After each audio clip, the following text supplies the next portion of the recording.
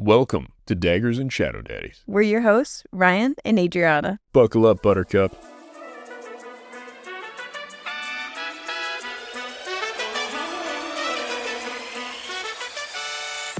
Warning, this podcast contains explicit content. Don't drop the soap, it's gonna get dirty. It's all vibes and no facts. Which one's the Shadow Daddy? The sexy one?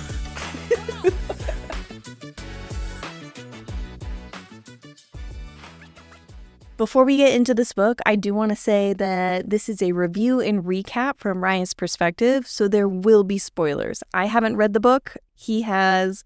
Just be warned. If you have not read this book and you intend to, stop listening right now. The spoilers are not so good that it's going to ruin the entire thing for you. It's not a great recap, but there are spoilers ahead. Why don't you Google the names of the main characters, and I'll tell you who they are. There's one dude who this book is actually about, and then there's dozens of people this book is not really about. So, of course, there's Kingfisher. I've heard about him. Oh, yeah, let's start with the title of the book. Quicksilver. Quicksilver, yeah. There we go. Is that a person's name? Is No, it a thing? What is it? It's a plot device in the book. It's just exactly what it sounds like. It's Mercury, more or less. I don't understand. What do you mean? It's like Mercury is the location? No, Mercury, the element. Oh. Liquid metal. Oh, Quicksilver. Okay. That's really what Mercury is, right? That's what they used to call Mercury is Quicksilver. That makes me think of Quicksilver. Wait, is that the name of the book? Did I just say that? Yes. The superhero, though. Okay, yeah. Isn't he made out of like this metal, and that's kind of where he gets his name from? No, Quicksilver is Wanda Maximoff's brother. He's just fast. Silver Surfer is who I'm thinking of. Okay, all right. A Now we're Silver talking. Surfer made out of a metal, and that's how he gets his I name. don't know what that dude's made out of. Yeah, he must be kind of. The Silver Surfer is a weird thing. I don't understand him a lot. I watched a movie, Fantastic Four, with the Silver Surfer in it. Did you watch way the back newest ago. one? No. Okay, we need to do that. Okay. All right. I heard something about a baby and insane god powers as a baby, and I want to see how they play it out because I think the level of power. The Franklin Richards type thing. I don't know who that is. Reed Richards and Sue Storm have a son, and he's like the most powerful being ever. I think that is the naturally baby. born. That would make sense. Yes, I think that's the baby in question, and that's the baby that saves the day. I saw someone do like a crude little drawing of the entire plot of the movie, which made me want to watch it more. You know what? I would like to watch that video and then determine if I want to watch the actual movie. But yeah, they just will go through and they show like the little baby, and it's like superpowers and like laser eyes, and it gets rid of this super giant god thing. Like a Galactus type. Yeah, but figure. the baby is so powerful that essentially life itself is a toy to him. Yeah, I think that actually is comics. That's canon, I believe. Correct in the comics. Well, we got off topic. When you said Quicksilver is like a metal, I'm thinking of Silver Surfer. Yeah, Quicksilver's like Mercury in the sense of it's sort of this liquid silver is literally the way it's kind of played out. And it's so complicated because this is a long book. It's 17 hours. That's Like, this pretty is good. not like a short little stint. You're going to kind of get what you need as you go. No, you don't get any of that. So we got our main characters. We got There's also Sarah Fane, Yep. sexy lady. I don't remember what her name is. Sarah Fane something. Sarah Fane, Everlane. Oh, all right. Let's go over. Let's go through each character just as we go. We'll start with Kingfisher. Okay. That's his goddamn name. It's not his title. He isn't King Fisher. No, it's all one word. It's Kingfisher. And that dude talks so goddamn slow. Are there multiple voices within this? It's just one. Oh, yeah, no, there are multiple voice actors. There are two. There's one for the dudes and one for the ladies. As far as the audiobook goes, the same guy that does Resand, if you're a fan of the Akatar Resand guy, is the same dude. What is his name? Anthony Polini or something like that. And I think he does a fine enough job. Like, his voice is masculine. He's kind of gruff sounding. But the way the character speaks is so goddamn slow. I listened to this book on 1.5 times speed. He sounded like he was just having a normal conversation. And everybody else seemed like they were in a rush. He's nuts. Literally, he's actually crazy. So here's the thing. What I want to say about this book that I really like. You know, you've heard the term mad as a hatter? Yes. That comes from, they used to put Mercury in the brim of hats. Oh. Mercury poisoning causes you to go kind of insane. Is it like that with the Quicksilver? Yes, kind of. Like, not the same type of thing, but Quicksilver exposure does drive you crazy. What's Quicksilver used for? Well, we're going to get into that. It's kind of it's just a MacGuffin for everything. What's the whole point of the book? Like, what is the conflict of the book? Okay, so we have a brother and sister who are ostensibly like, I don't know, I guess they are orphans, young adult orphans, and they're in the poor part of town, so they get rations. For instance, water is rationed out to them, so they get like a serving of water per day. The water they get is like runoff from the fancy town. Their water runs off into the sewers, and then it gets sent to these guys, and these guys get a cup of that a day. It's all fucky, right? It's real bad. The queen lady that rules over the fancy part of town, she's been there forever. Supposedly she's just a human, but she's lived there for hundreds of years. She rules the place. And they're like, oh my God, how can that be? Doesn't matter. Are they all address humans? It at the end. No. In this part of the world, yes, as far as we're aware. But the Fae are also known to exist. They're just treated as fairy tales, similar to how they are in our world. Oh, okay. Or maybe they're treated as something that was in the past. I can't really remember. It's not like a major plot point. How that world works doesn't really matter beyond the first several chapters. So we start off with, we meet our girl, Sarah's Fane. Her brother has done something and he's kind of in some hot water with another character. He got the shit beat out of him. The other guy's name starts with a C. Can you look that up? He is actually the best person in the whole goddamn book. Carrion Swift. I was going to say, he's not important enough on the top 6. What? There's Sarah's Fane, Everlane, Renfist, Lorith, Hayden Fane. I'm assuming those are the siblings, Saris and Hayden. Bellicon, Isabel. Okay, so we got Carrion Swift. Carrion Swift is like a playboy. We meet him in the club. He's always got some snarky comment. He's much funnier than everybody else. Like, he's the only comic relief character in the whole fucking book. But he is good at it. He's well written. He chimes in right. He's the Riddick of this story. He is the fun. I cannot state enough that really the entire book should be about him, because he also becomes a more interesting character, but even throughout the whole thing, he's very fun. He's got all the attitude in the world. He and Sarah's Fane slept together once, a while back. Evidently, he was awesome at it. That's kind of all we get to know right away. To this day because of it? They're kind of not friends. They're more like they run in the same circles. There are thieves who are poor. So who's the main character of this book? Sarah's Fane, kind of. Kingfisher, kind of. Like, it is those two. The entire book is about them. Like, I understand that we're in a world with humans. There are fae, but they're viewed as fairy tales. There's 2 siblings that are in a poor part of this area district that are receiving rations. Yeah. Is that Sarah's Fane and Hayden? Yeah, but we didn't know Hayden's name at this point. All we know is brother. I'm giving you the story as it happens. No, that's okay. I'm following. I'm looking at their pictures to keep up. I have no idea what these things would look like. Oh, okay. She goes into the bar. Her brothers get the shit beat out of him. She goes in to bitch at Carrion. She's like, Carrion, you beat the fuck out of my brother. He's like, yeah, he fucked up. We were gambling and he fucked up. And she's like, you still can't beat his ass. And he's like, yeah, that's what I'm going to do. That's how this works. Everybody gets equal treatment around here.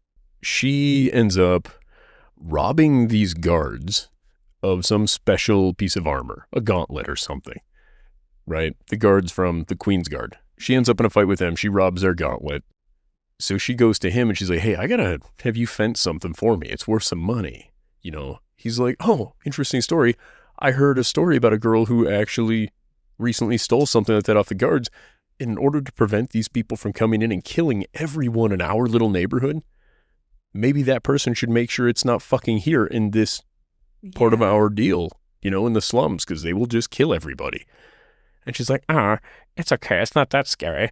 Anyway, they go back and forth. He makes a bunch of quips about how when they fucked, he was awesome at it and she's welcome. And then her brother's kind of whiny. Well, then her brother ends up being caught by the cops. The cops are like, hey, is this gauntlet, did you steal this? And he's like, yep, I stole it. And she's like, no, he didn't steal it. I stole it. Kill me instead. And they're like, nope, fuck that. We'll kill you both. And she's like, no, really, take me on. And then she fights him, right? Boom, boom, boom. She's a good fighter, but they end up, in the end, capturing her. They take her to the palace. She meets the queen, which is, I'm going to call her Megan, because I can't fucking remember her name. Brother and sister are going to meet the queen, No. or brother's in jail now? Brother, I think he escaped. He's off elsewhere, I believe. She sounds stronger than her brother. She is. Her brother's not impressive, and he actually ceases to matter at all in this story. Oh. Literally at all. Near as I can tell, he must be important in the next part of the book, or the next book. Oh, right, because a new one came out. I think Brimstone. Yeah. So she goes to meet the queen. The queen is an interesting character, the way she's kind of portrayed in the beginning.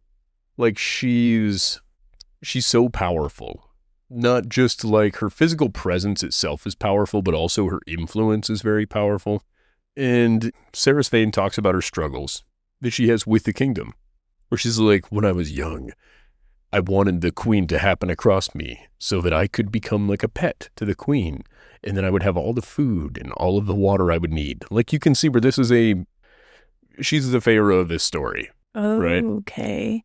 Well, It the queen also reminds me of the let them eat cake energy with the huge disparity between the wealth. the Marie Antoinette thing, I think it's kind of played to be like that, but I think if that is the case, it shows a real lack of knowledge of Marie Antoinette's story. Does this queen want to hear her story? No, the queen doesn't give a fuck. Okay, that's what I was. Yeah, she doesn't care about her She people. doesn't even care. No, she could give a shit less about those people. But it's also important to note that our main girl, Sarah. I'm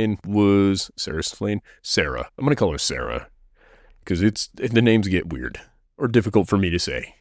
However, that is best, but Sarah also spent a lot of time working metals. She worked in a forge for some guy. I can't remember his name. Anyway, it's not that important yet. We kind of don't care. The queen's like, finally, fuck it, I sentence her to death. Get her. Oh my God, for stealing the gauntlet? No, some nonsense she said in front of the queen mixed with that. It's a bunch of shit, because she stayed mouthy through the whole thing. She wanted to kill the queen, was what it came to. She's like, for a while I wanted to be adopted by the queen, so I could be like a pet and taken care of.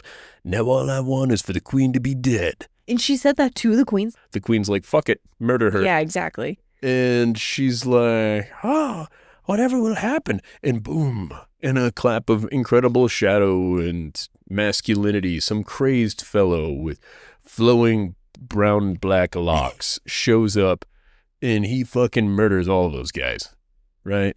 Or he murders a bunch of them. He comes in, saves her. They escape through the Quicksilver, a pool of Quicksilver on the floor. They transport themselves through it. He gives her a special necklace so she can go through the Quicksilver without becoming crazed.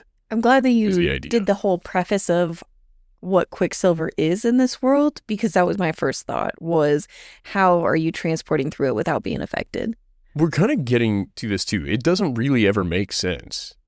Like, it's a pool of liquid metal that they kind of disappear into, and the Quicksilver is sort of like a wormhole, if that makes sense. Yeah. It's a little interdimensional type thing, but there's a middle space that drives people nuts when they go through it, unless they have an artifact on them that protects them.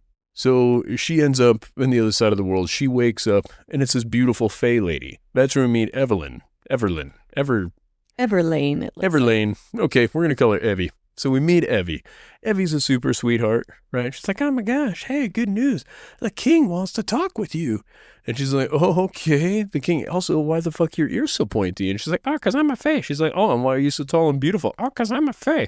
She's like, oh my God, you people think that's real. And she's like, bitch, I am real.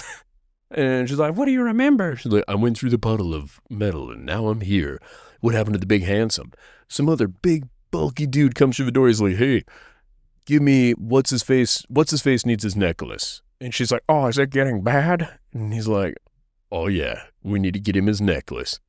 That dude is also listed in your list of people. I can't remember his name. He's actually probably Lorith. It was one of those two.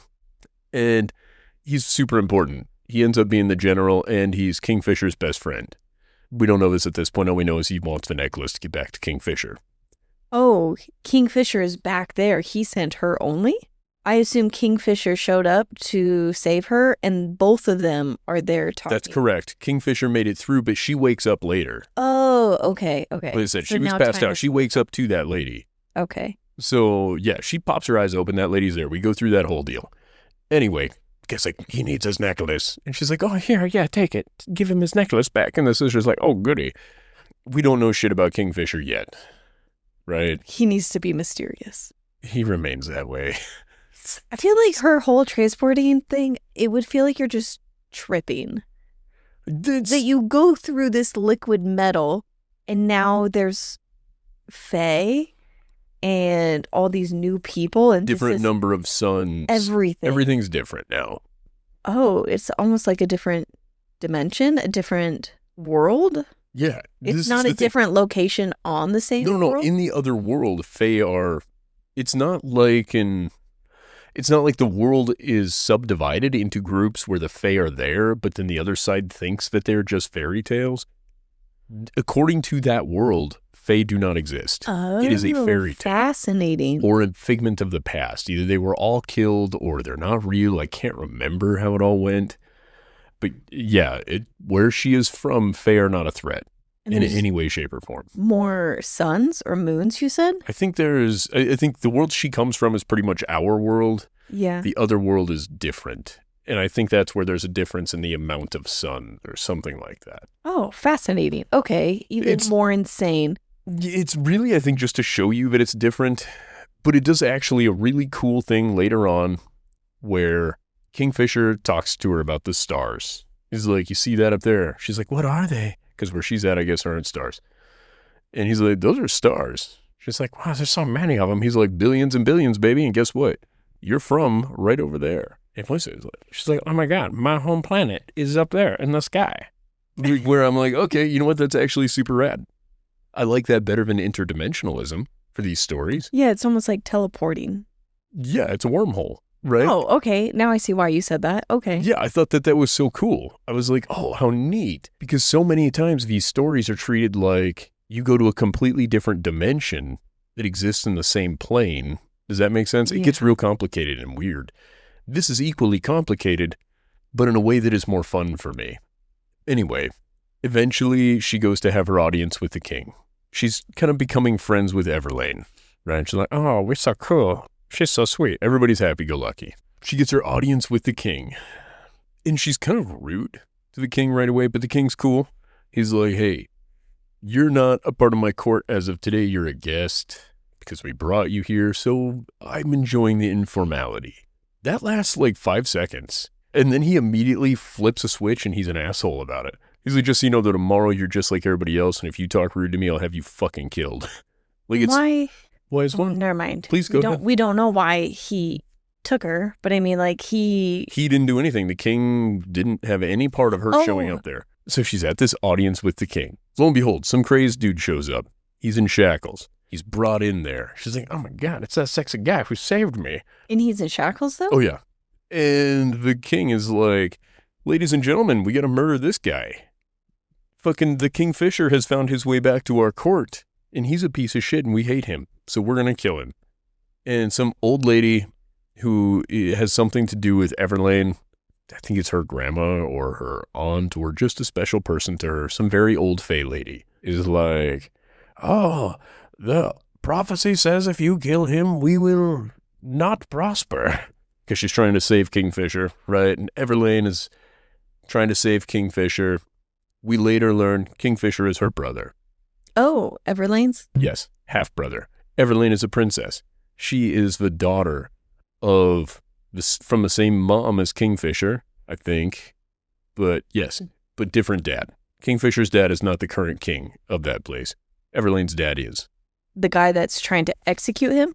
Correct, is not his father. It's Everlane's father. Oh, but they have the same mom. Everlane and Kingfisher have the same mom. And I don't know why that's even really a plot point, to be real honest. I'm assuming it comes up in another book. So they go back and forth with Kingfisher. And it's like, oh, he betrayed us. He's the reason why so many of these people are dead or sealed off or any number of other things happening, right? Turns out these Fae are at war with vampires. Oh, we now have vampires. Well, we're going to get vampires. We kind of already had a vampire, but we didn't know it yet. Are vampires on different planets or the same planet? No, I think same planet. No, same planet. But also they have a pocket dimension. Things are real wild. It's brought to our attention that what makes Seraphine so valuable? She's an alchemist. Now, ordinarily, what is alchemy? Combination of chemicals?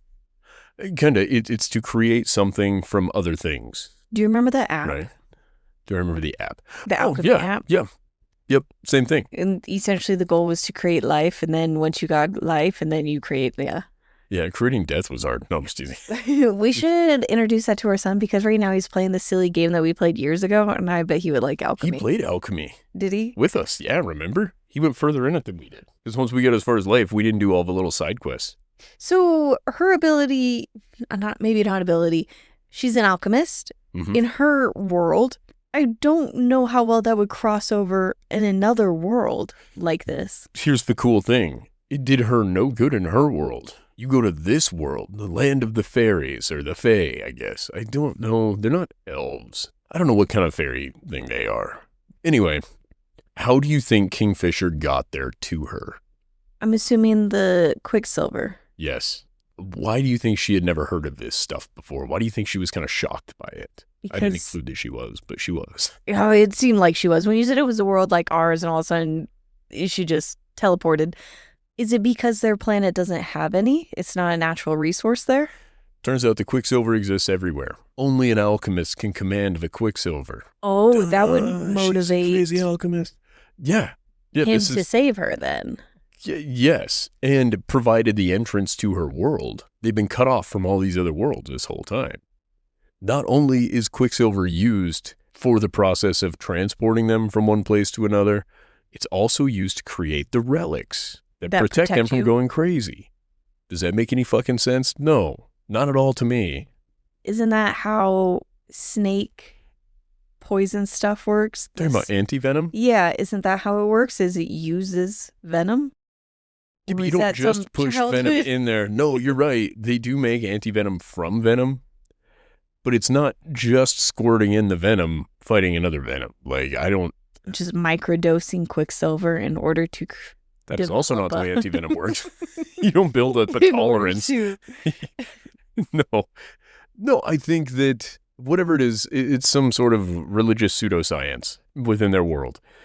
And it seems to work for them. They're all very aware of it. But Kingfisher, while in front of the king, is kind of going crazy. He's twitching. He's losing his mind a little bit. And it's brought up that he's kind of crazy. Like, he mutters to himself and he kind of lashes out and yells. He's literally tripping balls, basically. Without his amulet thing, I'm assuming? Yes. And even with it, he still struggles. But it turns out he has Quicksilver poisoning. I don't remember if that's what they called it or not, but basically it's what it is. He had traveled and traversed the Quicksilver without amulet or whatever that thing is called. I had it before. What the hell is it called? I don't remember. I already forgot. It doesn't matter. But he was traveling without a special charm. It sounds like a very tricky situation as an alchemist, that if you come across Quicksilver and you start interacting with it, that you're going to go crazy faster than you will develop a resistance to it. Not resistance, but develop that item. So he's not an alchemist. Only she's the alchemist. So if you're wearing the thing, you aren't exposed to the stuff that's going to make you crazy in dealing with it. She is at very little risk because the only time she really interacted with the Quicksilver, she had the special necklace or whatever, charm. But he had traversed it without it. He had gone crazy. Evidently, this had happened hundreds of years ago. He has been in exile for hundreds of years from this kingdom.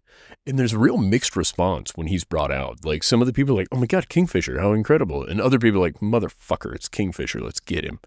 He's not a universally well or disliked character, which I kind of like. I like the idea that there's a bit of back and forth because I think that's actually how the world works. That you're going to have people that like you and those who don't. It's so fucking annoying when you go through some of these things and there's characters where people are like, oh my God, they're universally loved. I'm like, there's nobody. There are people in this world that don't think Keanu Reeves is awesome. They're wrong, but they exist.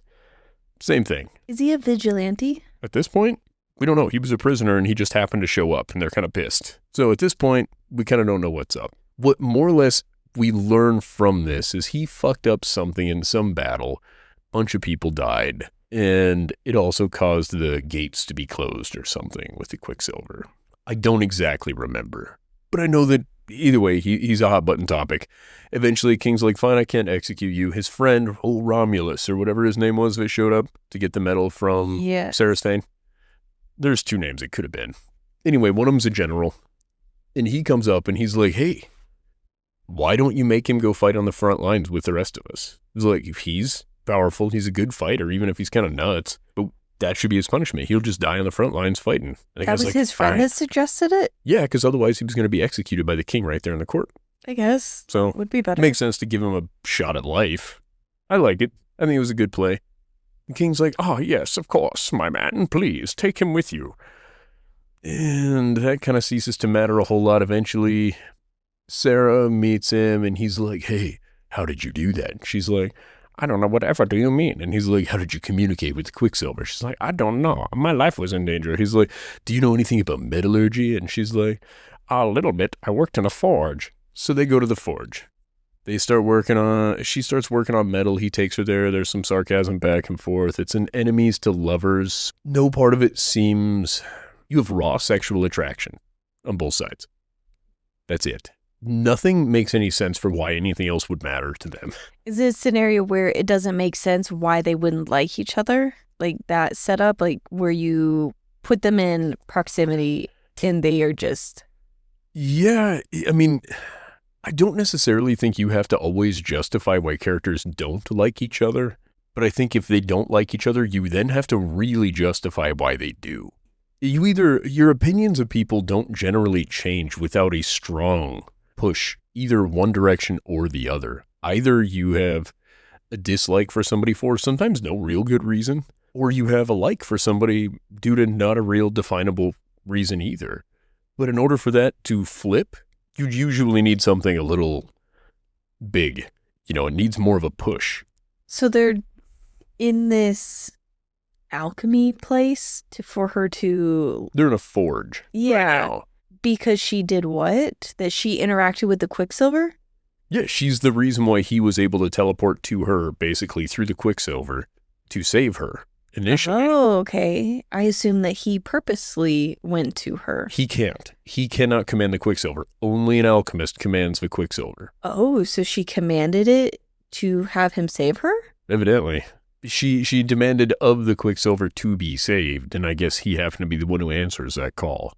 Oh, it's sort of how it would work. Like, so the Quicksilver puddle would have just, bloop, showed up where he was at, Quicksilver puddle where she's at, wormhole.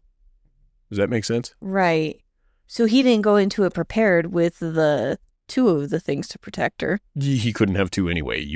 They're very difficult to make because they have to be made of the Quicksilver, and only an alchemist can make them. So she took his? Yeah, he gave it to her. She didn't know the rules. She didn't know what was going on with Quicksilver. It's not something that's ever been discussed in human world. So he risked going crazy even further? Yeah, and she sees Quicksilver in his eyes. Oh. Right, yeah. He's got beautiful emerald eyes with Quicksilver in them sometimes. I don't know. So why are they both in the forge? I thought that he needed to go fight the front lines. Well, he's supposed to. He has a couple days before he departs. And he is choosing to hang out with her. Yeah, it's more like he's assigning her homework and he doesn't trust her to be there by herself. It makes no sense. Yeah, it seems like she would be hanging out with Saris. No, that is Saris. It seems like she'd be hanging out with Evelyn. Oh, right. Yes. Yeah, you would think so. And they do hang out. But Evelyn's also got courtly things to do as a princess. I guess you could make an argument for why he was there. I just don't think through their interactions while they're there, he's sarcastic the whole time. Important rule number 1, the Fae cannot lie. Oh. So in her method of getting truth out of him was to test this, because she doesn't know if this is true or not. It's just something he said. She's like, well, how big's your wiener? And he's like, big enough to make you scream. And she's like, not. I swear to God, this is not a hint of an exaggeration. It is the most memorable part of the first quarter of this book.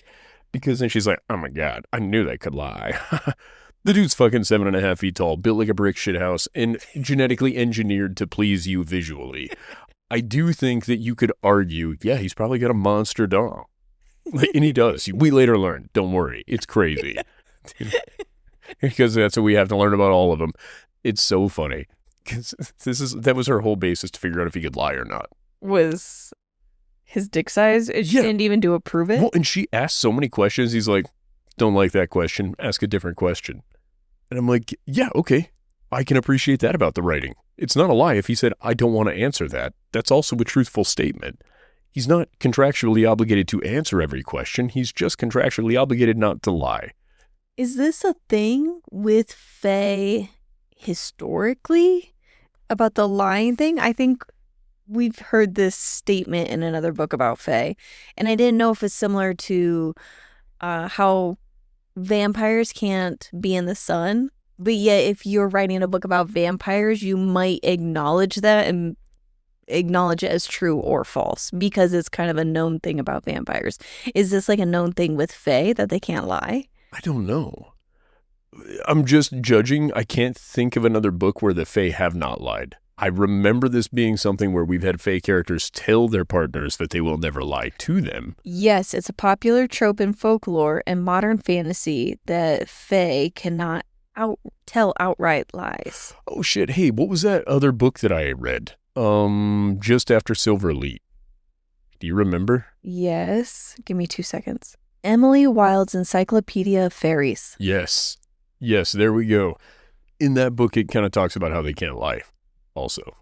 So you're right, So that is a trope. Okay, and that is carried on in this book. It is, but it's interesting because we also cover their ages, right? The age thing is always a problem for me. I don't care how we look at it. It's so stupid. So this book focuses really heavily on fate being a powerful thing. So powerful that the god of chaos actually is at the whims of fate. It's very, very... It's not for me. Is this a new topic or is this on the topic of the ages? Everything kind of comes in with this. That is tied into it, which we'll go over here shortly. Isn't their age determined by the number of suns?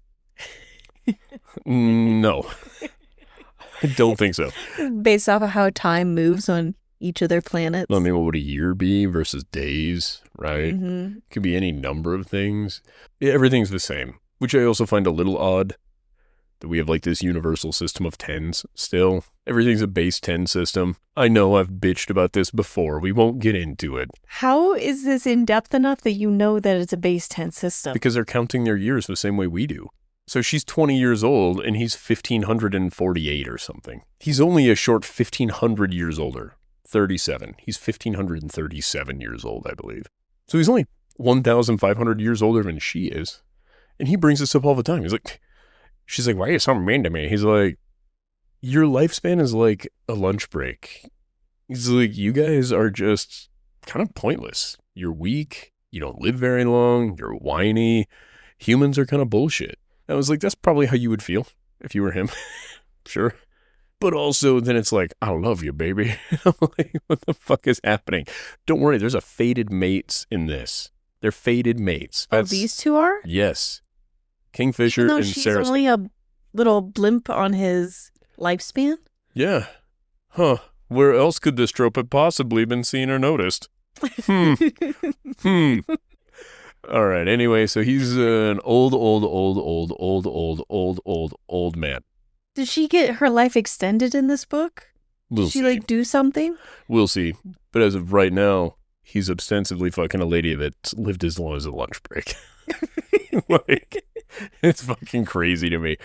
And I think that maybe there's any number of justifications for this. Justifications for the age gap? Yeah. Because to me, it's such a weird thing. Well, how old would we be if our ages were determined by seasons? Maybe that's what it is. We would be approximately 130 years old. All right. Never mind. And don't worry, because time keeps moving the same way. They agree on how long a day is while they're there. She doesn't notice how fast the days move? No, it's all Slow? moves the same. They never cover that. Also, there's water. But we're not addressing tidal forces, given that you have 2 suns, potentially several moons. We kind of don't go over any of it. So she adapts really well to this new world. Evidently, she doesn't have any real fucking questions. The food, nothing. None of it really matters. It keeps being brought up that he moves in shadow, which I think is cool. It's a neat trope. He's got a sword called Nevamir or something like that. Maybe not. Maybe I'm getting my books confused. Doesn't matter. He's got this cool sword. His sword is sort of like the sword in the Gods and Monsters book. Anyway, we'll keep moving through the story, and you tell me how you feel. I think in the timeline where you're at right now, he was rescued by his friend by being by it being suggested he goes to the front lines in the war. Mm-hmm. And just before that happens, it's him and her in a forge area. Yeah, and they go back and forth from in the forge. He's trying to see if he can get her to command the Quicksilver reliably. Because so far she's only managed to do it once, and that was when she was scared for her life. Which I even kind of appreciated that, where it was more of an innate thing than something she was able to consciously just do. But they're together, and he's kind of teaching her some stuff, and then she keeps saying the words Anarath Moor. What's that mean? I don't remember. I think and I think it's actually in a different language. Maybe it's a suggestion of his of how to command Quicksilver. No, he's not saying Anarath Moor. Well, I was saying maybe she's doing it because he suggested it. She's not saying it either. Oh, who's saying it? She's hearing Anarath Moor over and over and over again. It's just this chant in her head. And so she starts to say it out loud, and he's like, what the fuck did you just say? And she's like, this is all I keep hearing. And he's like, don't say that shit out loud anymore. Oh, my God. Yeah, so he's complicated and mysterious and kind of an asshole. He doesn't tell her why she shouldn't? No. He's not good at giving her information. But don't worry, you can't lie.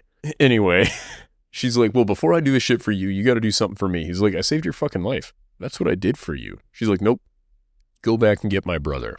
Oh, yeah, I forgot about the brother. And he's like, fine, fuck, whatever, I'll go back and get your brother. So he agrees to go back and get her brother. He goes and grabs a dude. Do you think he got her brother? Oh my God, he didn't? No, he got somebody that smells like her. Who would smell like her?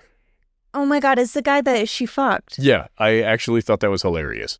To me. How long does your odor stay on them? Here's the thing, they have super duper smell. He could smell it months and months and months ago. And this comes up a lot. They have dog noses. Like, they are able to smell this stuff from long, long ways away.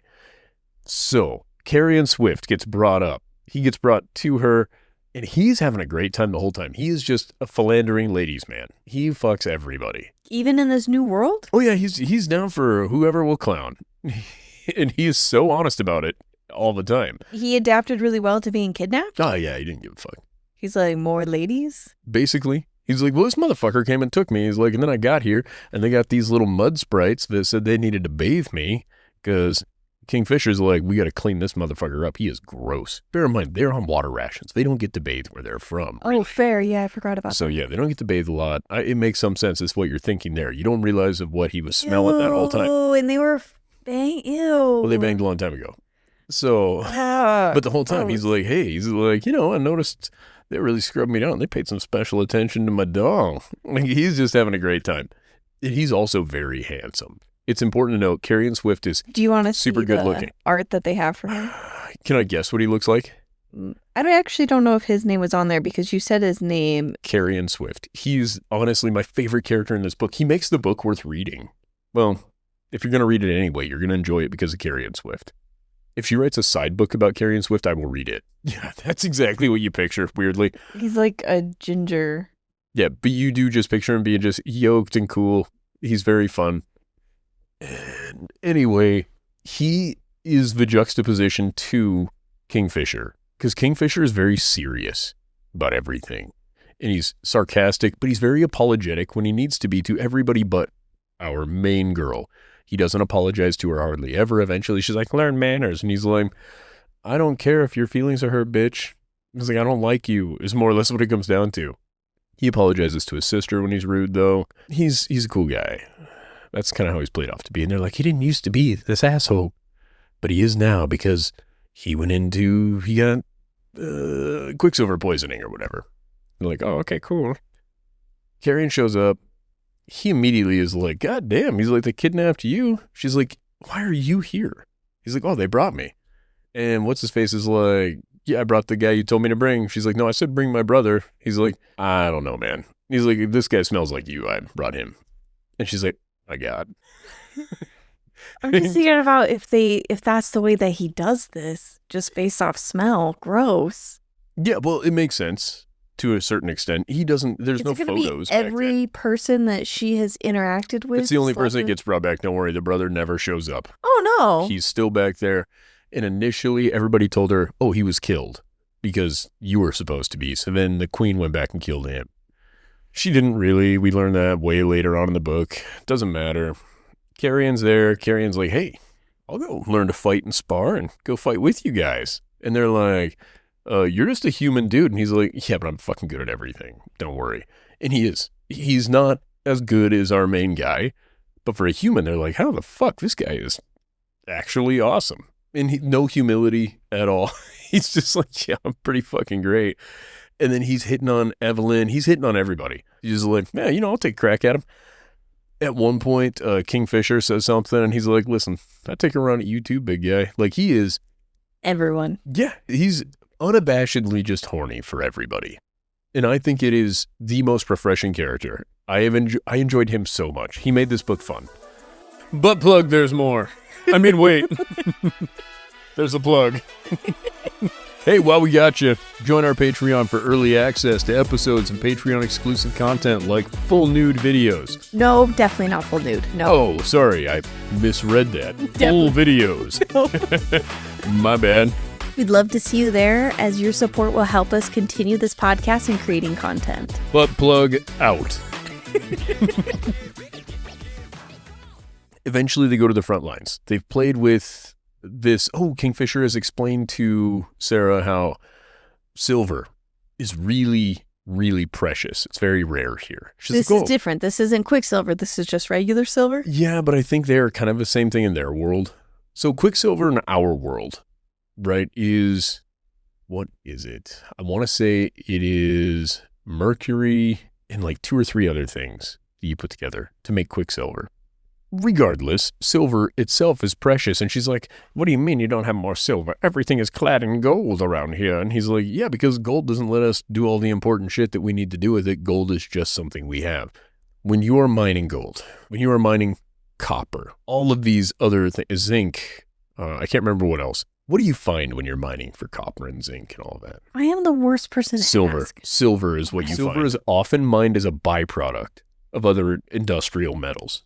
But not in this world. Evidently not. Evidently, the world's silver is highly guarded. There's not a lot of it. I bet when they wrote the gold the book, is everywhere. They weren't expecting someone like you to read it. Who knows this? Well, I'm saying, even let's say that that's technically how their world works. She's like, yeah, but you guys could take your gold and go trade it with us. We got silver everywhere, but gold is pretty fucking rare. And he's got some reason why that doesn't work. I can't remember. Basically, they couldn't go from world to world for a long time. It sounds like transporting world to world was frowned upon. I guess, but it also seems, well, I don't think it was entirely possible. Again, it's... Only an alchemist could do it. Right. And at this point, we're led to believe that alchemists just don't exist anymore. Is there one on the planet she's on right now that she can train with? So, not that we're led to believe yet. At the end of the book, we get more information on this. And this is where, the end of the book, actually, the last 2 hours of the book, awesome. So he's gone through and explained the economy to her, roughly, which, I appreciate that we discussed it. Because she's trained to learn how to be an alchemist, and she wanted silver, and he's explaining why we don't have silver for he's you. Like, you got to work in these other metals first. Then we'll see how it goes. Because she's literally forging things, right? Weapons and whatnot. And eventually, she'll be able to forge them with Quicksilver. Quicksilver is kind of a sentient thing as well in this. It speaks. So she makes this one lady had a Quicksilver knife. I can't remember her name. It's like Danica. Yeah. To the swords. No, it's a literal, they speak English. Like only to her, or do others hear it? This is the thing. It varies. It's real odd. They kind of choose who's hearing it at any given point. But there's this chick. I'm going to call her Danica. I cannot remember her name, but she's an asshole. And she's a warrior. Well, her sword gets broken. Sarah is like, no, okay, I can fix her sword, blah, blah, blah. So she melts it down. She forges her a new weapon. Only really specific warriors were allowed to have spiritual weapons or whatever, which are made from the Quicksilver. So she's working with the Quicksilver without a thing, wearing it? Yeah, she's fine with that. As long as she's not being transported anywhere, she can do whatever the fuck she wants with the Quicksilver. You just can't transport with it. It's when you're in the middle ground of that wormhole, you did say that in between sort of thing, I think, that drives them crazy.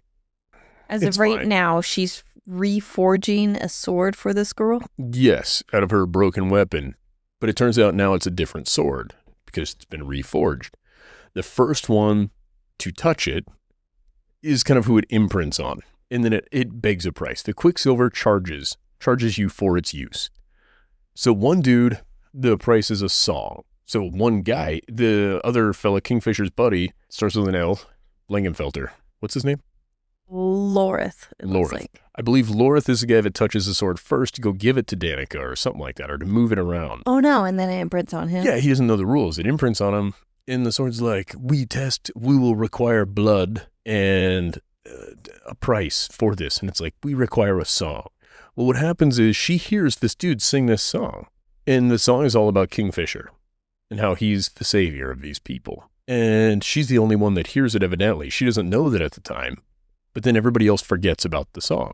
Well, the price was that song now belongs to the Quicksilver. So none of the people who would have been aware of it before retain the memory of that song. Wait, I think you have to back up a second. I got very lost. Yeah, go ahead. Ask me.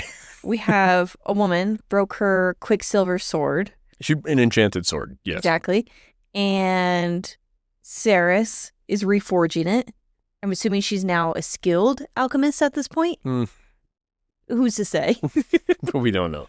She finishes the project, and then we have Lorith, who touches it. It imprints on him as he goes to give it to that.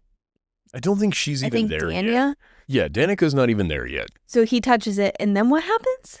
The sword says, the Quicksilver says, we demand a price. A song is our price. So then our main character, Ceres, hears this whole song about Kingfisher and how he's this great warrior and saving all these people and all this stuff. And then she goes to ask him, but she's like, wow, that's a really beautiful song, but why am I just now hearing it? And everybody's like, what fucking song are you talking about? Oh, wait. So the song exists in our world. I'm just gonna Twinkle Twinkle Little Star exists. And as payment, they take the memory of that song from everyone who's heard it? Yeah, that song ceases to exist outside of With Our Alchemist. Oh, she retains that song because she is more or less kind of a part of the Quicksilver, sort of. It's weird. So she retains... She's the only one that gets to keep that memory. But everybody else is like, what fucking song are you even talking about? Well, now, who do you think is going to be really pissed? Kingfisher? Danica. Oh, she doesn't have an enchanted sword anymore. Oh, Quicksilver's hard to come by. Oh, shit. So now it's Lorith's? And there's nothing she can do about it? Correct. She goes to grab the sword, and her hand immediately blows off. Is she missing her arm, or does it just her regrow? hand. No, I think her hand's gone. What? I think eventually they're able to save it, is what we get later on from it. The sword picks who it wants anyway, and it imprinted on him first. It deemed his blood worthy of carrying it. It's a whole oddball thing. So the other girl had inherited this sword from her dad. So then when the sword was reforged, it's a new weapon. It determines whose blood is worthy. It picked maybe Hamish. I keep thinking Hamish is a name. There's a Hayden, but that's the brother. And then there's Renfis. Renfis is fucking cool too. Actually, I like him. That's the general guy. Taladaeus? Doesn't matter. I'll never remember who everybody is. There aren't too many names listed on the wiki page. I'm assuming book 2. And the more popular the book is, the more likely the wiki page is updated. Well, I hope I'm contributing to that. This sword picks the guy. She comes up, she's like, it's my sword, goes to snatch it from his hand. Boom, her hand blows off. And everybody's like, Kingfisher is ice cold in this. Because she's like, oh my God, we need to help this bitch. And Kingfisher's like, did you learn your lesson, bitch? You know the rules. It's not your enchanted sword, don't fucking touch it. And she's like, yes. He's like, all right, we'll go get you some medical attention. So they take her over to the medical tent, they stabilize her, get her comfortable. Does she have a vendetta for Ceres now? She hated Ceres the whole time. She's an actual asshole. She's a good warrior, but she's a bitch all the way through the book. I don't think it ever actually gets better. I don't remember what else comes of this. They go to the front lines, and their whole goal is there's like a creek. I think of it like a river that the vampires are trying to cross. And if they cross it, they can invade this kingdom. But those guys all show up so that they're taking them out so that they don't get across the river. The river kills a pile of them anyway, too. Eventually what ends up happening is one of the vampires, Romulus or some nonsense like that, he ends up capturing the sister, Evelyn.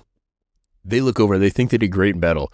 All of a sudden they hear this shriek. Evelyn's been bit by this vampire fella. Oh, shit. Yep. And he's like, hey, I'm going to take her back to my dad. Fuck you guys. You basically lost anyway. He's like, or Kingfisher, why don't you bring your little alchemist over here and the two of you come back with me and I'll trade you for your sister. You guys can have her back. And he's like, no, we don't negotiate with terrorists.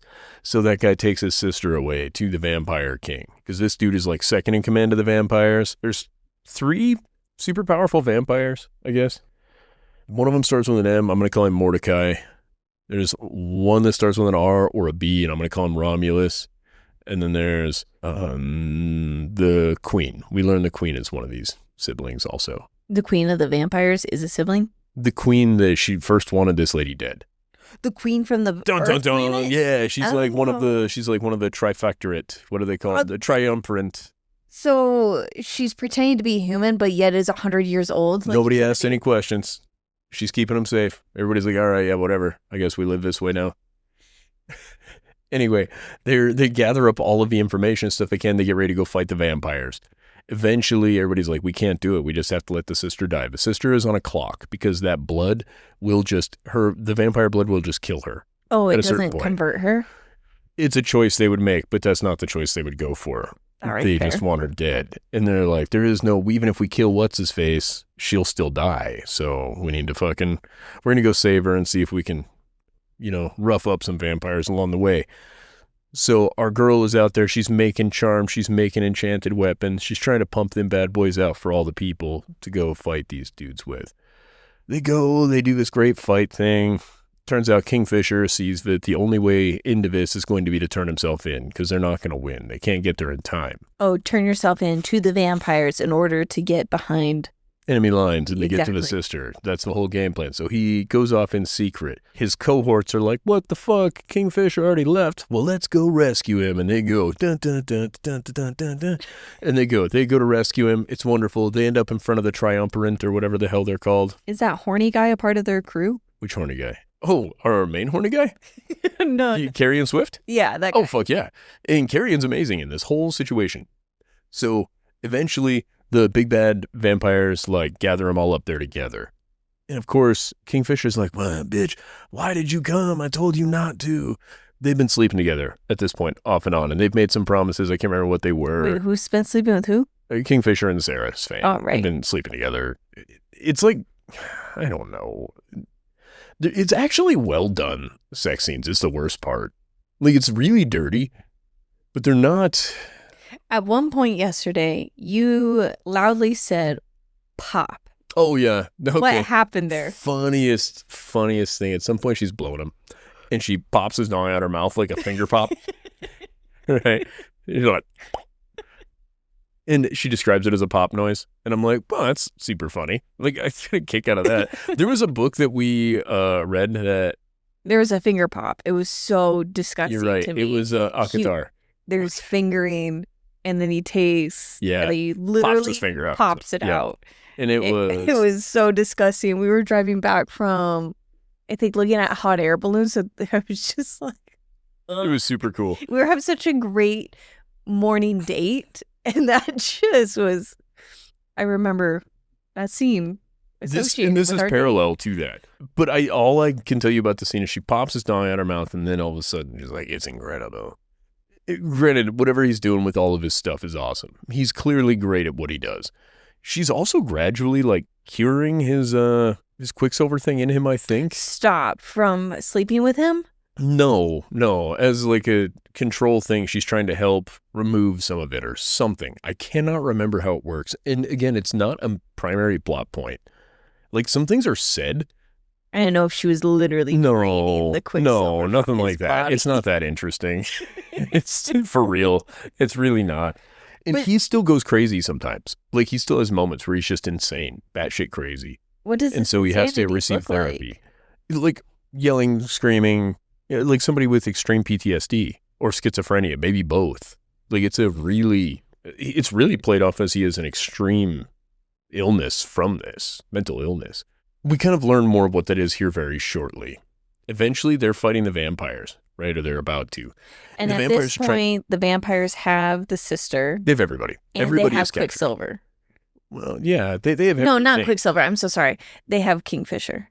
They have everybody. At this point, they have everybody. All of our main characters are there. They've captured everyone. They're just in front of them. And we learn one of the vampires, Marco Polo. Did I describe him? No. His name starts with Marcellus. You were going to call him Mordecai. Oh, shit, I was. Okay, good. So Mordecai is fucking in love with Kingfisher. Yeah, crazy. Has he known about him or he fell in love with him? No, he's very aware of Kingfisher. And where was Kingfisher this whole time he was in exile? Mordecai has a place called the Labyrinth, which is like this in-between world that you get to from the Quicksilver, and it's constantly changing. Everything is different, but they're like gods in this world, the vampires are. Especially in the Labyrinth, that's Mordecai's domain. He controls everything. Is that where Kingfisher was when she called on the Quicksilver? Yep, it's where he's been the whole time he was in exile until that point. And part of what drives him crazy is he would just torment him. And there's tormented voices, all the people who have died and everything. Those are the voices that are stuck in his head. They're trapped in the Quicksilver. It's all this nonsense. Point is, Mordecai's like, oh my God, Kingfisher, I can't believe you want this slut instead of me. Ooh, baby. He's all about it. And Kingfisher's like, yeah, I think you're gross. They go back and forth and back and forth. The only funny one in this whole thing is Carrie Swift, who's just like, yeah, well, you probably just fucking grossed him out with your incessant babbling and your stage 5 clinger nonsense. And this dude's like, are you mouthing off to me, human? He's like, fuck yeah, I am. He's like, come at me, bitch. And the vampire does. Boom, pops it behind him, bites the fuck out of his neck. Oh, no. Yeah, starts drinking his blood. And then that dude's like, ew, your blood tastes ucky. And Carrie Swift is like, oh, does it, bitch? And then Carrie Swift, he gets taller. Ears get pointy. It turns out he's like, hey, that's the blood of something, something Damascus. Something like that. I'm going with Damascus because that's a steal. But he's like, yeah, I'm so-and-so, my real name is so-and-so, so-and-so Damascus. I'm like, oh, shit, that's cool as hell. Oh, you need me to give you a minute? I'm looking it up. Oh, it shows previously assumed human species high fae. Yeah, he's the king of King Fae, I guess. Super duper royal blood. And he was like that the whole time? Posing as a human? Yeah, for like 1,000 years. So he was posing as a short human also? No, like a regular size human. Taller? Well, regular humans are not 7.5 feet tall. So he got taller because Fae are much bigger. Remember we went over this with Kingfisher. So then he's teleported to this world and he chooses to just stay that way? Yeah, he was just, he was being that dude the whole time. He kept it a secret from everybody. Nobody currently alive knew who he was. Nobody. Is he not the same species as Kingfisher and his sister? Maybe he is. Oh, okay. We don't know. I don't know. Either way, Could be. He's a type of high fae. He's like, now's my chance. Like, he does the big reveal. Kind of, yeah, but he does it in a way where his blood is poisonous to the vampires. Oh, wow. So that's why he was like, yeah, come at it. And then boom, he pops up and he tells him, he's like, not only I know fae blood is poisonous to you, but I have the most fae blood of everybody. And he does. He's like Jesus to the fae. And it was so fucking funny just the way he did it. He's like, yeah, you like that, bitch? And then they're like, oh my God, we need to run. Because this dude, when that vampire recovers, he's going to beat the fuck out of everybody. They cannot use magic in the vampire domain. So our main boy, Kingfisher's like, everybody run to the labyrinth. And they're running that way to the labyrinth.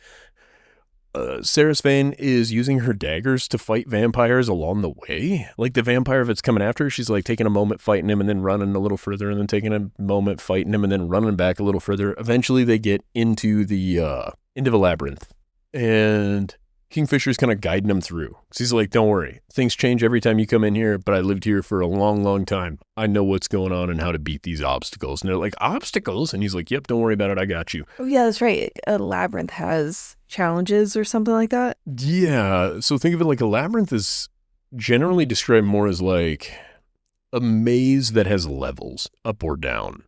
Yes. And along the way, there are obstacles, things to be in your way, including beasts. There's a big spider beast. They managed to get through that one. And it's not really important, but the power of friendship guides them through, more or less. Then our main vampire boy, after he's done choking on that blood, is like, He shows back up. He's like, you motherfuckers, what are you doing? He's like, Kingfisher, you've been able to leave for centuries when you were here. You chose not to because you didn't want to come be my bitch. And he's like, yep. And he's like, and then this little human girl calls to you and now you want to be hers? Oh, blah, blah, blah. They go back and forth. They're kind of arguing.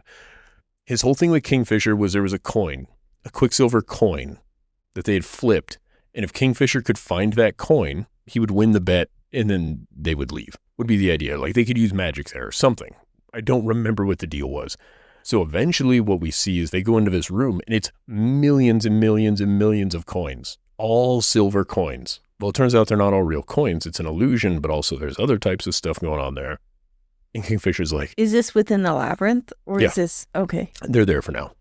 And they're in like a treasure room there, right? And he tells Seraphine, he's like, hey, can you smell the real coin? She's like, oh yeah. Yeah, I can find it. There's a hint to it. So he's like, well, we'll fight the vampire guys. You go search for the coin. So they're going to search for the coin, or she's going off to go search for the coin. She hears the Quicksilver calling out to her. That weird chant thing from earlier? Kind of, she can just speak to it at this point. Sometimes they just have conversations. And eventually the Quicksilver's like, if you want to find us, we need you to do a little favor for me. Oh. And she's like, what kind of favor? And they're like, just a little favor. Nothing big, just a little favor, I promise. I wouldn't lie. And she's like, well, what's the favor? And it's like, we want to have a conversation with you. Like a real conversation. And she's like, fine, what the fuck ever. I got to get this coin before everybody's dead. So she goes to get the coin. Eventually the Quicksilver's like, warmer. Is she going inside that little wormhole portal to do it? Where she goes crazy? They're in it now. The labyrinth is that. Oh. They're in that now. But she will eventually go through another wormhole, yes, when she gets to the coin. Kind of. So eventually it's like hot, colder, hot, cold, hot, cold. And eventually it's like piping hot, grab me, I'm the right coin. And she's like, got the coin. Kingfisher gets the coin. They defeat the vampire people. It's super rad. Turns out one of the vampires was undercover as Kingfisher's helper in this whole situation. But he had to pretend like he wasn't because he was just a little bit weaker than Marcel. But he's another very powerful vampire. He's like the second most powerful vampire. Point is, after they manage to finally kill Marcel, because they're allowed to use their magic after they get the coin, so then Kingfisher's super sword is able to behead that dude, if that all makes sense. I think is kind of how it went. I don't really remember, but that's sort of what happened. So that dude dies, but our girl is also, like, gravely injured. She was very much hurt in the whole getting the coin to him. She was sliced up and so on and so forth. She's about to die. So Kingfisher's like, oh, she's going to die in a minute. Do they know they're fated mates at this point? Yeah, they've gone through this. There's tattoos and all kinds of fun stuff. Oh my God. Yeah, They're very I really did not go in depth as far as the tattoos and stuff go. Yeah, there's tattoos, all kinds of nifty things. And I'm going to explain to you what one of the tattoos is. He goes through and explains them. I don't remember what it all means, but basically, yeah, you're fated mates, and then you have all this other fun tattoo nonsense. Everybody's got sleeves. Where was I? Oh, she's all cut up. Vampire boy is like, Kingfisher, I can save her. And he's like, no.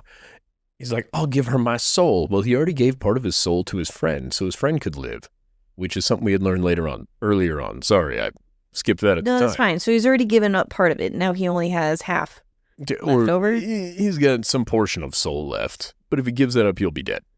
But then if he dies, his friend also dies. It gets real complicated. I don't know why he would even be like, yeah, well, I'll kill me and my friend so that she can live. And she's like, no, don't give it up for me. You promised me that there would be more after this life where we could be together. Because... Oh, reincarnation?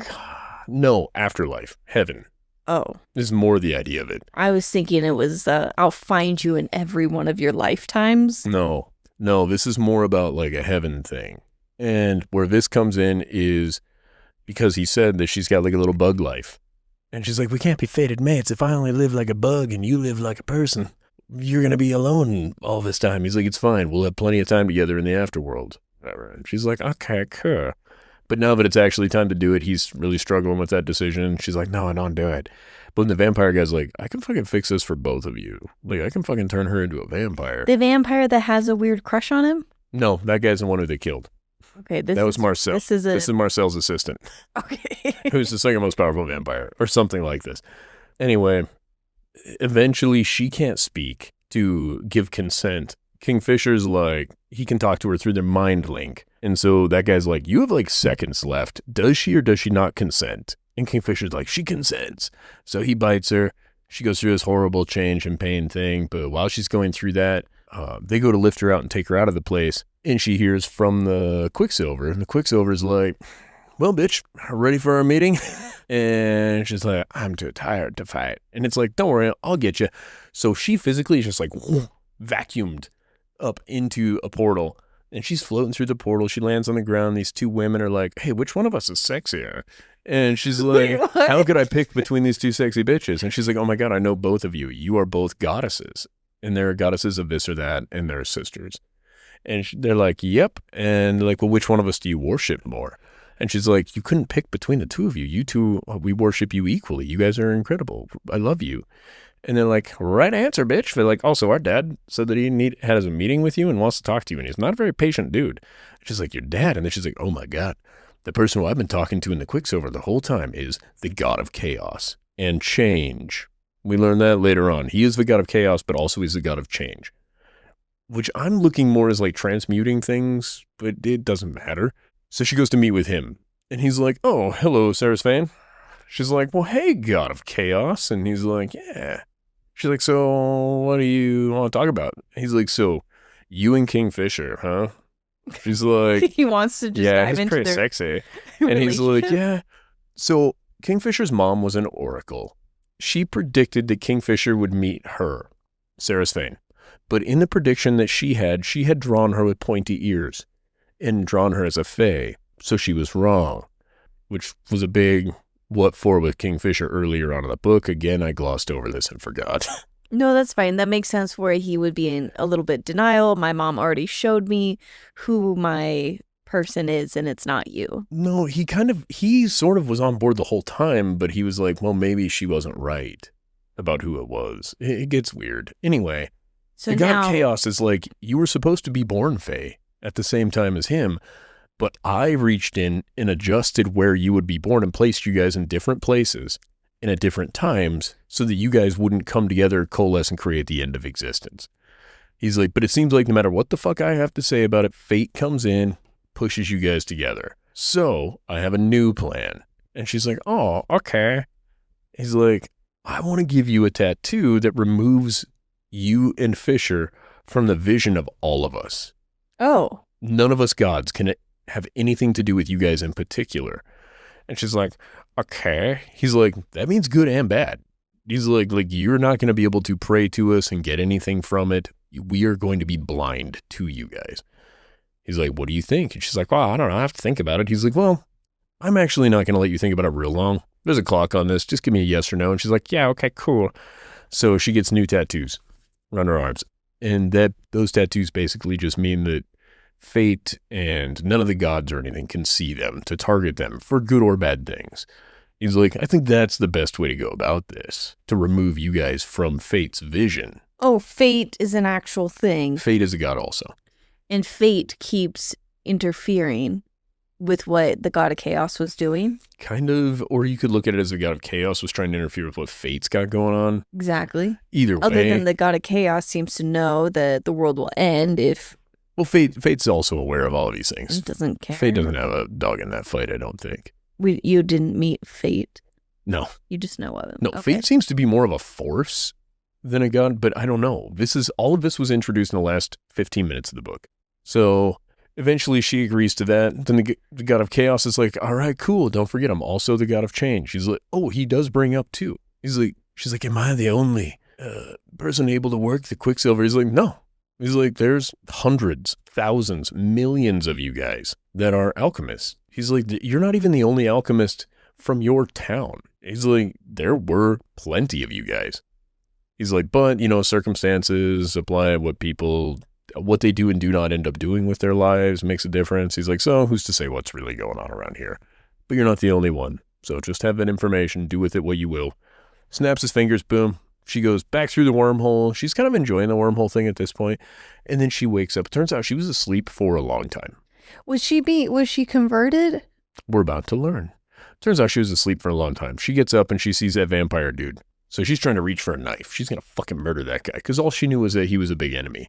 Anyway, that dude's like, hey, why don't you calm down, young lady? She's like, okay, whatever. She ends up calming down. I might add, I forgot about this whole other thing. Kingfisher can compel her to do things.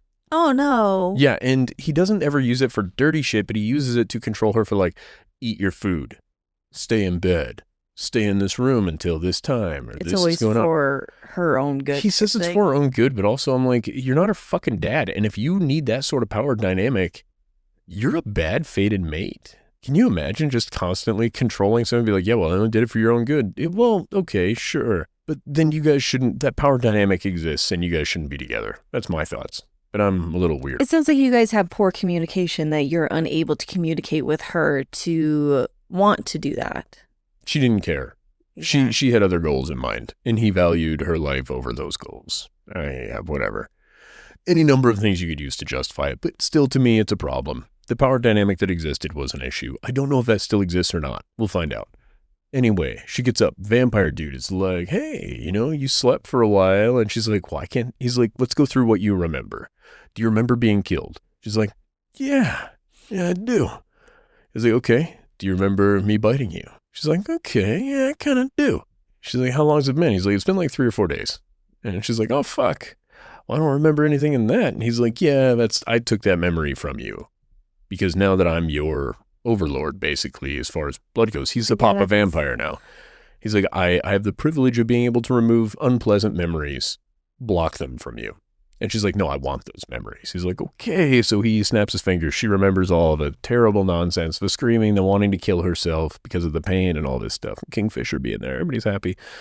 She's like, yeah, no, fuck, that was a lot of trauma. He's like, yeah, I kind of tried to stop you from having to deal with it, but you kept pushing.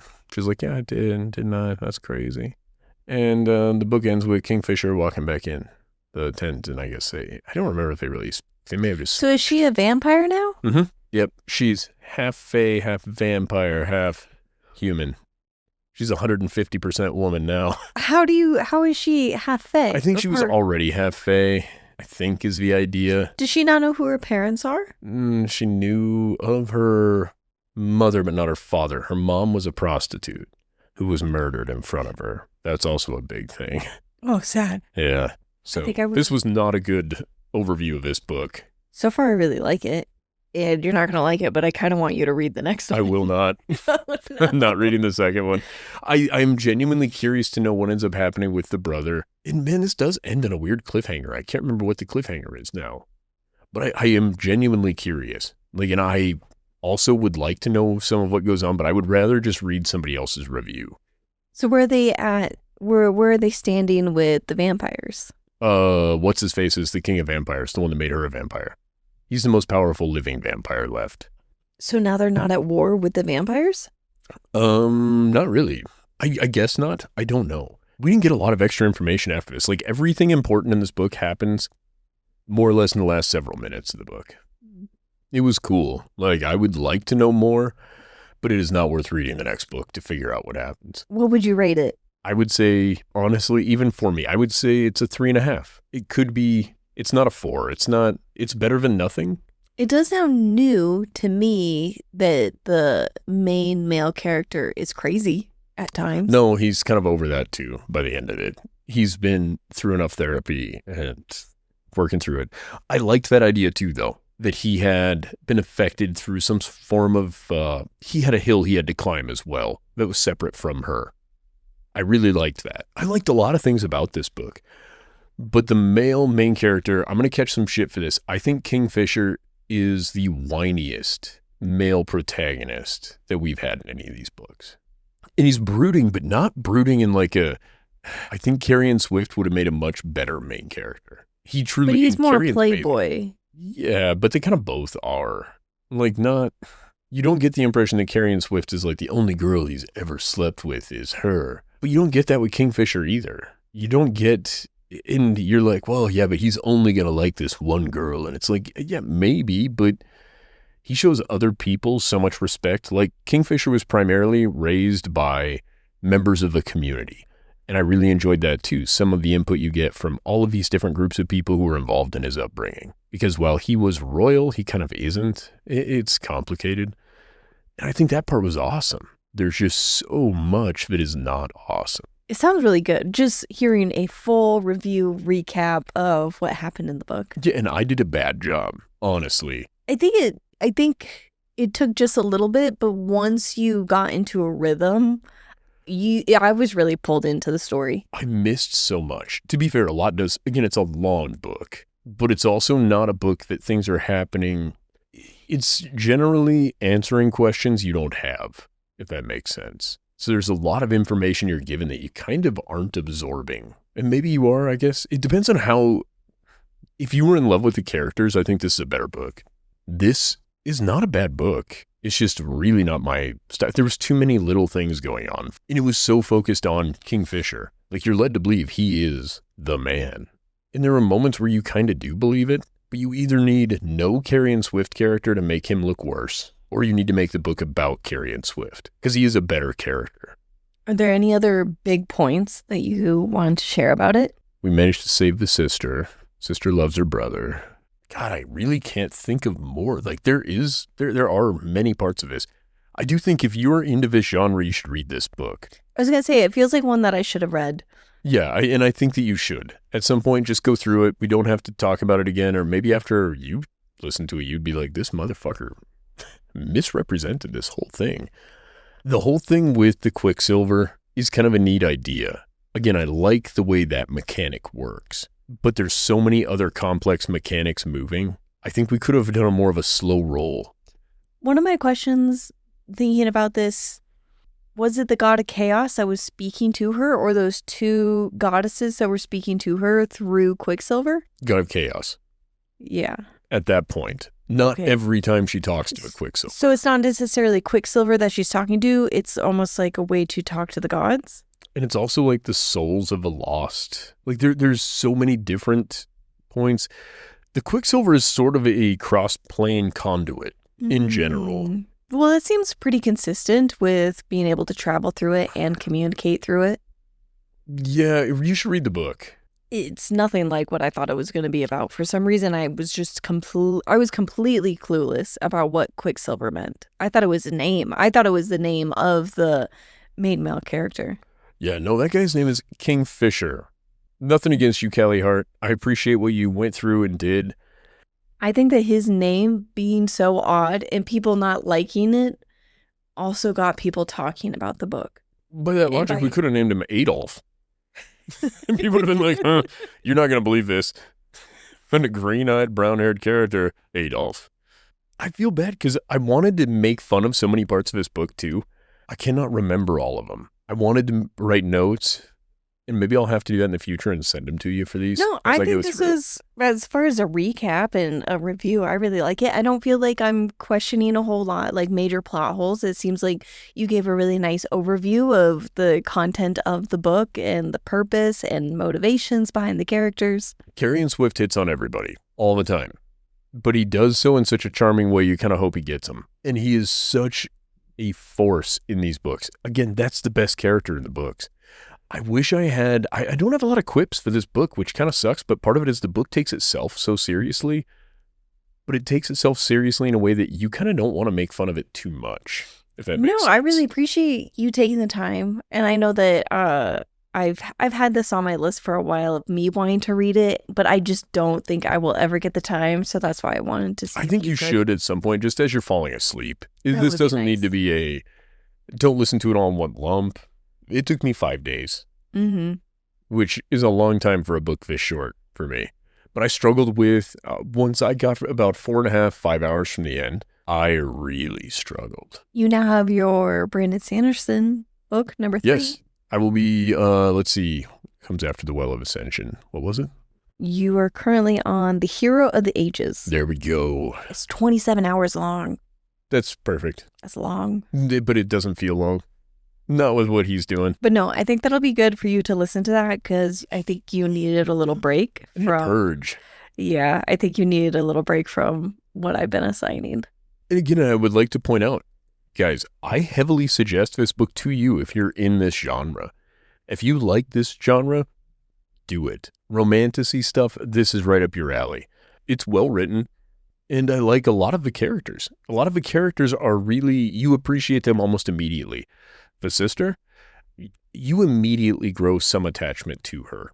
The way that you Swift, talked you about like her, him. she sounded lovely. Yeah. Now, our primary character's brother? No. I could give a fuck less what's going on with Hayden. He's brought up like 6 times in this book, and I don't think he's ever comes back by the end. He just does not matter. Our primary guy. I get it. He's Jesus to the Fae. He's their savior. It's kind of the rough idea of it. And the only way that he gets to be Jesus is if she's also the other half of his Jesus. I don't know. That part bugs me a little bit when it's like, oh, we need these two to be together for the world to be safe. Like, no, let's have something that's a little smaller, a little more self-contained. Like, hey, this battle and stuff will go well with these 2 people, and it's not really about the rest of the world.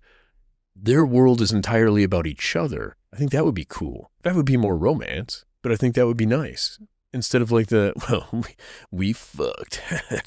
Don't worry, when I brought in the funny man that kept talking about having sex with everybody, I had those sprites bathe him in the scratchy mud that really gets into the pores and gets that smell off of him.